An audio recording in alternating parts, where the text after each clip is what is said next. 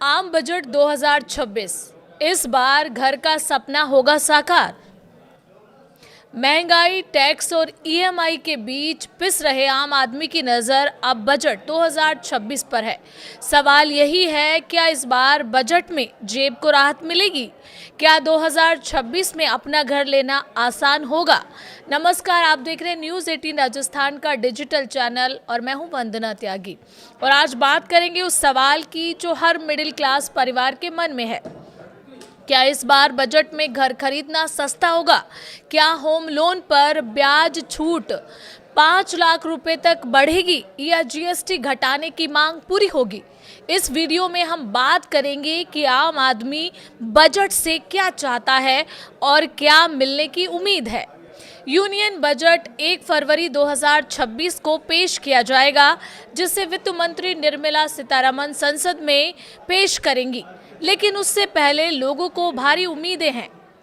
आम आदमी की सबसे बड़ी उम्मीद ये है कि उसकी जेब पर पड़ने वाला दबाव कुछ कम हो। महंगाई, ईएमआई, बच्चों की पढ़ाई और हेल्थ खर्च के बीच मिडिल क्लास चाहता है कि बजट में सीधे तौर पर राहत मिले। इस बार बजट से पहले जो संकेत और मांगे सामने आई है, उनमें ये सवाल तेज हो गया है कि क्या सरकार आम आदमी को कुछ ठोस राहत दे पाएगी। सबसे पहली नज़र इनकम टैक्स पर है। भले ही बड़े टैक्स स्लैब बदलाव की संभावना कम मानी जा रही हो, लेकिन होम लोन पर ब्याज छूट बढ़ाने की मांग ने आम लोगों की उम्मीद बढ़ा दी है। अभी घर खरीदने पर होम लोन के ब्याज पर 2 लाख रुपए तक की टैक्स छूट मिलती है, जिसे 5 लाख रुपए तक बढ़ाने का सुझाव दिया गया है। अगर ये लागू होता है तो घर खरीदने वाले लाखों परिवारों को हर साल अच्छी खासी टैक्स बचत हो सकती है। हालांकि टैक्स पेयर्स, खासकर सैलरी वर्ग और मध्यम परिवारों को राहत की उम्मीद है कि इनकम टैक्स की छूट 12 लाख से ऊपर हो जाए। कुछ रिपोर्ट्स में 15 लाख तक की चर्चा है, लेकिन ये तय नहीं है। 1 फरवरी को पता चलेगा। टैक्स पेयर्स चाहते हैं कि एलटीसीजी यानी लॉन्ग टर्म कैपिटल गेन्स या अन्य राहतों पर विचार हो। जीएसटी को लेकर भी आम आदमी को राहत मिलने की उम्मीद है। खासकर रियल एस्टेट सेक्टर ने नए घरों पर लगने वाले जीएसटी को कम करने की मांग की है। जीएसटी ज़्यादा होने की वजह से घर की कीमत बढ़ जाती है और इसका सीधा असर खरीदार की जेब पर पड़ता है। अगर बजट 2026 में जीएसटी दरों में कटौती होती है तो घर खरीदना थोड़ा सस्ता हो सकता है, जिसका फायदा मिडिल क्लास और पहली बार घर खरीदने वालों को मिलेगा।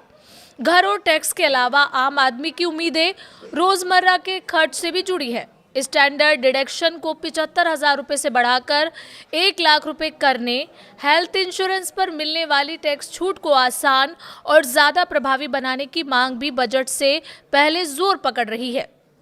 बढ़ते मेडिकल खर्च को देखते हुए अगर हेल्थ सेक्टर में टैक्स राहत मिलती है तो ये राहत आम परिवारों के लिए बड़ी राहत होगी। ग्रामीण और निम्न आय वर्ग के लिए सरकार का फोकस किफ़ायती आवास और योजनाओं पर रहने की उम्मीद है। प्रधानमंत्री आवास योजना के तहत अब तक करोड़ों घर बनाए जा चुके हैं और बजट 2026 में इसके अगले चरण को आगे बढ़ाया जा सकता है, तो शहरी और ग्रामीण दोनों इलाकों में रहने वाले गरीब और मध्यम वर्ग को पक्का घर मिलने का रास्ता और साफ होगा।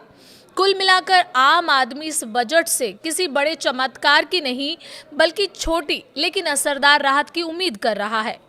टैक्स में थोड़ी बचत, घर की कीमतों में कुछ नरमी, हेल्थ और इंश्योरेंस में सहूलियत, अगर सरकार इन मोर्चों पर कदम उठाती है तो यूनियन बजट 2026 आम लोगों के लिए सुकून लेकर आ सकता है। अब सबकी नज़र 1 फरवरी 2026 पर टिकी है, जब ये साफ होगा कि आम आदमी की उम्मीदें कितनी हद तक पूरी होती हैं। आपको क्या लगता है कि सरकार इस बजट से क्या राहत दे सकती है? और आप हमें अपनी राय कमेंट कर बता सकते हैं।